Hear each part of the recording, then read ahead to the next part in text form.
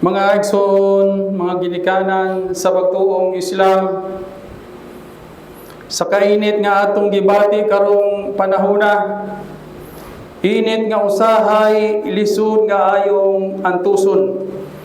Makahuna-huna gyud ta kung mao palang kini ang kainiton dinhi sa kalibutan. Unsa pagkaha ang kainiton sa impyerno nga giandam alang sa mga nagpasipala o misupag kang Allah subhanahu wa ta'ala.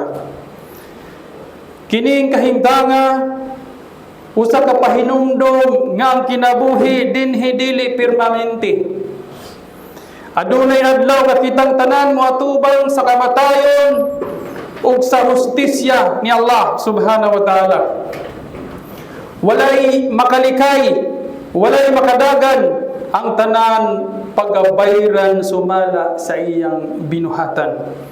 Matud pa ni Allah subhanahu wa ta'ala diha sa halangdong Quran, kullu nafsin zaikatul maut wa innama tuwaffawna ujurakum yawmal qiyamah faman zuhziha 'anil nari wa udkhilal jannata faqad faz wa mal hayatud dunya illa mata'ul gharur. Sa duol nga pagkahubad ang matag kalag makatilaw ug kamatayon. Ug sa adlaw sa paghukom, pagabayran kamo sa hingpit sa inyong mga binuhatan. Busa ang sibisan kinsa nga maluwas gikan sa kalayo ug makasulod sa paraiso. Ug siya mao tinuod nga nagmalampuson. Ug ang kinabuhi nining kalibutana dili lain kundili usa ka malimbungon ug lumalabay nga kalipay.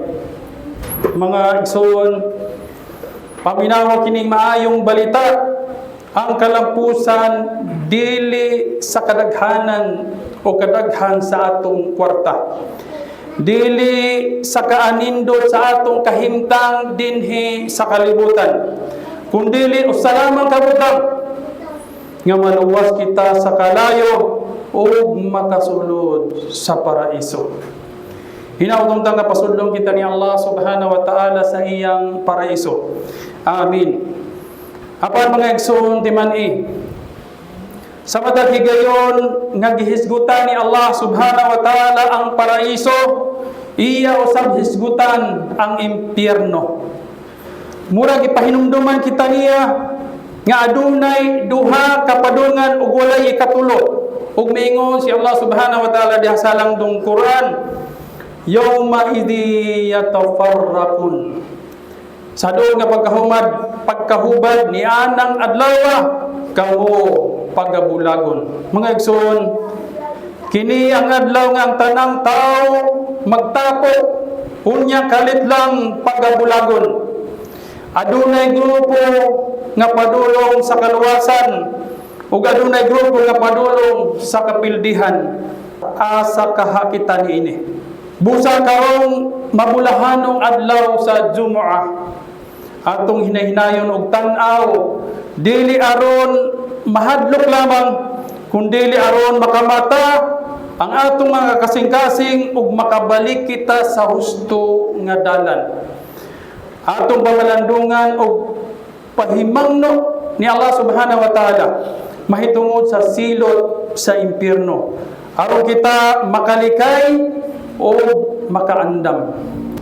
Mga igsoon, ang impyerno dili istorya, dili kini hulga nga way tinuod, kini gihulagway ni Allah subhanahu wa ta'ala og sa iyang sugo nga si Propeta Muhammad sallallahu alaihi wasallam sa paagi nga makapukaw sa atong mga kalag. Gingannan kini sa Quran og daghang mga pangalan. Adunay Jahannam, Sa'ir, Lada, Sakar, Al-Hutama, Al-Jahim, Al-Hawiyah. Ug ang matag ngalan nagpasabot sa nagkalanlaing makalilisan o kalisod. Apan panutan-on nato ang atong mga kaugalingon. Unsa ka kadako ang impyerno. Si Propeta Muhammad sallallahu alaihi wasallam ingon sa duol nga pagkahubad, ang impyerno pagkadalhon sa adlaw sa paghukom nga adunay 70,000 ka mga kadina, o sa matag kadina adunay 70,000 ka mga anghel nga nagbira niini. Hununaan ninyo mga igsoon, minilyon ka mga anghel nga nagbira sa usa ka butang nga dili nato masukod ang kadakon. Ug sa laing higayon nangutana si Propeta Muhammad sallallahu alaihi wasallam, nadungog ba ninyo ang akong nadungog? Mitubag ang mga sahaba, si Allah ug ang iyang sugo ang labing nakahibalo. Mingon siya sallallahu alaihi wasallam, kadto mao ang bato nga gilabay ngadto sa impyerno sukad pa niadtong 70 ka tuig na ang milabay, ug karon pa lamang nakaabot sa ilaw. Mga igsoon, sa kalawom ang usa ka dapit nga ang bato 70 ka tuig nang nahulog apan karon pa nakaabot. Ug kung mahitungod usab sa kainit, si Propeta Muhammad sallallahu alaihi wasallam miingon, ang kalayo nga inyong gigamit dinhi sa kalibutan o sa lamang kabahin gikan sa 70 kabahin sa kainiton sa impyerno. Mga igsoon, ang kalayo nga ana sa kalan diha sa atong kusina, dili gani nato magwanta bisan usa ka segundo nga idangka ang imong kamot. Unsa pagkaha ang kainiton nga 69 kapilo, 69 kapilo anaa sa impyerno nagahulat. Mga igsoon, hinay-hinaya pagdawat sa imong kasing-kasing kay mas musamot pa kini. Kay bisan ang pinakagamay nga silot sa impyerno dili nato ma-imagine. Si Propeta Muhammad sallallahu alaihi wasallam ingon, ang pinakagamay nga silot mao ang tawo nga pasul-oton og sapatos nga nagbaga, ug tungod niini mulutaw ang iyang utok sama sa nagbukal nga kaldero. Allahu akbar. Ug bisan pa na maghuna-huna siya nga siya na ang pinakagrabe nga gisilutan. Apan sa pagkatinuod, siya pa ang pinakagamay. Mga igsoon, kung mauni ang pinakagamay, unsa pagkaha ang pinakagrabe.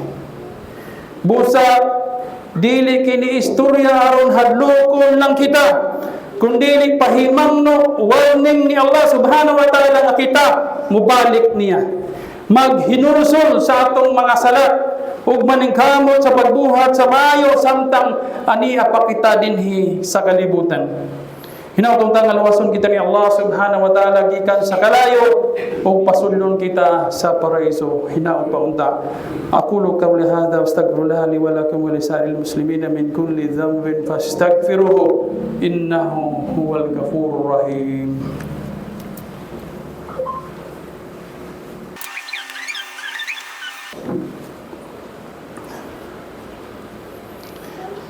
Alhamdulillah, alhamdulillahi rabbil alamin, wassalatu wassalamu ala rasulillah asyrafil anbiya wal mursalin nabiyina Muhammad sallallahu alaihi wa ala alihi wa sahbihi ajmain. Amma ba'd.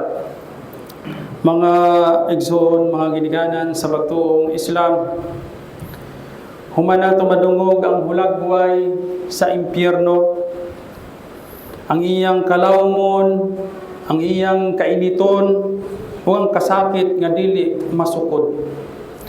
Natural lamang ang atong kasing-kasing mukurog ug ang kalag murag gusto nga mulikay sa pagpaminaw.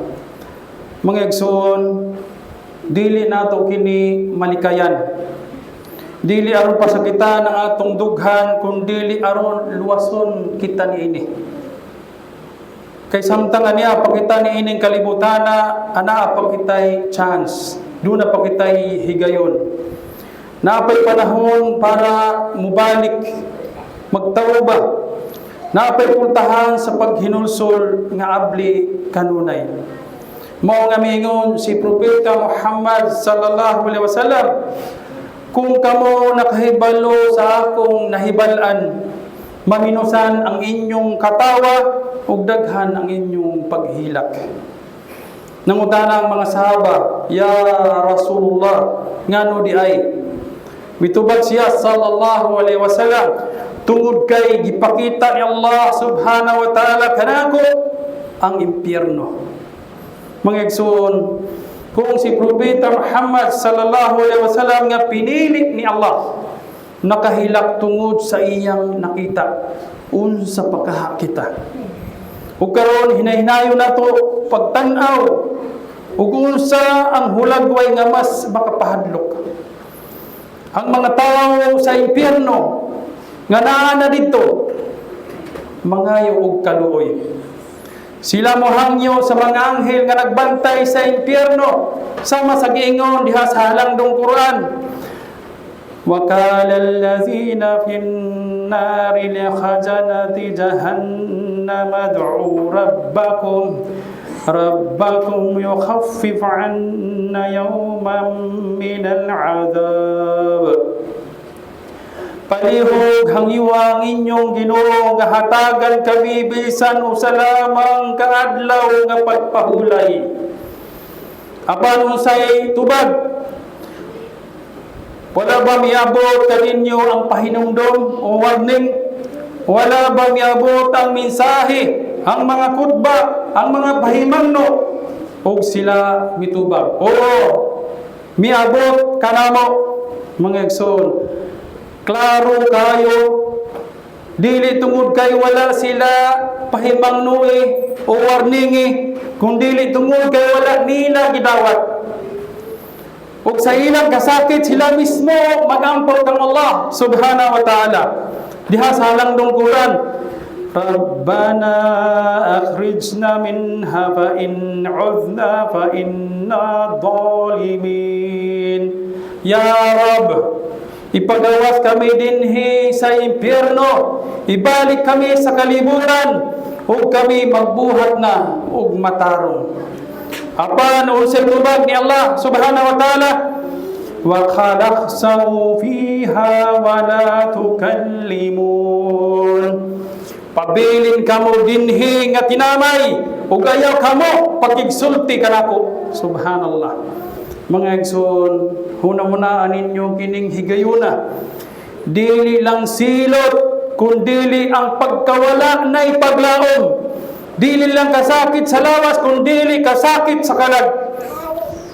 Mao nga adunay mga tao niya ng adlaw nga mosulti o hinaot paunta nga nakadala ako maayong buhat para sa akong kinabuhi karon. Apan mga igsoon, ulahi na ang tanan. Busa samtang aniya pa kita din hiniining kalibutan, samtang buhay pa. Pangutano nato ang atong kaugalingon. Unsa man ang atong buhaton aron malikayan ang impyerno. Dili nato kaya ang impyerno. Bisan kapiting lang dili nato magwanta. Busa mga igsoon, unsa man ang dalan sa kaluwasan. Unsa man ang giyang nga gibilin para kanato aron malikayan kini. Mga igsoon, mao kini ang pipila ka mauiza gikan sa mga hadith ni Propeta Muhammad sallallahu alaihi wasallam. Una, miingon si Propeta Muhammad sallallahu alaihi wasallam, ang tao nga mosulti og la ilaha illallah ug tinuod kini nga gisunod sa iyang kinabuhi, dili pasudlon ni Allah sa kalayo. Dili lang pulong sa baba, mga igsoon, kundi tinuod nga nagkinabuhi sa la ilaha illallah. Ikaduha, mayon si Propeta Muhammad sallallahu alaihi wasallam nga ang kalayo gibawal sa tao nga malumok, dili garbuso, dili hambugiro, humok ang kasing-kasing, sayon nga bakig-uban ug duol sa mga tao tungod sa maayong batasan. Mga igsoon, usahay aturan makita nga gamay nga butang ra kining batasan. Apan sa panan-aw ni Allah, dako kaayog kaluwasan. ang atong batasan. Ikatulo, miingon si Propeta Muhammad sallallahu alaihi wasallam, dili makasulod sa kalayo ang usa ka tawo nga naghilak tungod sa kahadlok kang Allah subhanahu wa ta'ala. Mga igsoon, mihilak tungod dili sa teleserye, dili tungod sa kalibutanon, kundi tungod sa pagkahadlok o respeto kang Allah subhanahu wa ta'ala. O ingon pa gani, sama sa imposible nga ang gatas mobalik sa dughan, ingon usab ka imposible nga mosulod sa impierno ang tao nga tinuuray nga mihilak tungod kang Allah subhanahu wa ta'ala. Ikaw pa, miingon si Propeta Muhammad sallallahu alaihi wasallam, dili makasulod sa kalayo ang usa ka tawo nga nagbantay o nagamping sa sala sa wala pa mosidlak ang adlaw, kini ang fajar, o wala pa mosalog ang asir. Mga igsoon, asa man kita ganiha sa fajar? Ang fajar dili lang ordinaryong sala, kini sugdanan sa atong iman, kini ginasaksihan usab sa mga anghel. Ana mabasa sa halangdong Quran, Aqimis salata liduluki syamsi ila gasakil layli wal Qur'an al-fajar. Layli wa Qur'an al-fajar. Sapagkat tinuod ang sala sa kabuntagon maoy ginasaksihan sa mga anghel. Mga igsoon, kung lisod ang fajar, posible nga adunay kulang sa atong relasyon kang Allah subhanahu wa ta'ala. Apan mga igsoon, bisan pa sa tanan, dako gihapon ang atong paglaom. Kay miingon si Propeta Muhammad sallallahu alaihi wasallam, si bisan kinsa nga mangayo kang Allah sa paraiso katulo ka bisis sa usa ka adlaw, ang paraiso moingon, ya Allah, pasudla siya dinhi. Dugang pa, ug si bisan kinsa nga mangayo og kaluwasan gikan sa kalayo katulo ka bisis sa usa ka adlaw, ang kalayo moingon, ya Allah, luwasa siya gikan kanako. Busa ato kining buhaton mga igsoon, dili lang karon kun dili matag adlaw katulo ka bisis sa usa ka adlaw, sama sa duha. Allahumma inni as'alukal jannah wa'udhu bika minan nar. Allahumma inni as'alukal jannah wa'udhu bika minan nar. Allahumma inni as'alukal jannah wa'udhu bika minan nar. O Allah, ako nagapangayo kanimo og paraiso, ug nangayo sa bako panalipod gikan sa kalayo. Mga igsoon, gikan sa kahadlok padulong sa paglaom, ug gikan sa paglaom padulong sa tinuod nga paglihok.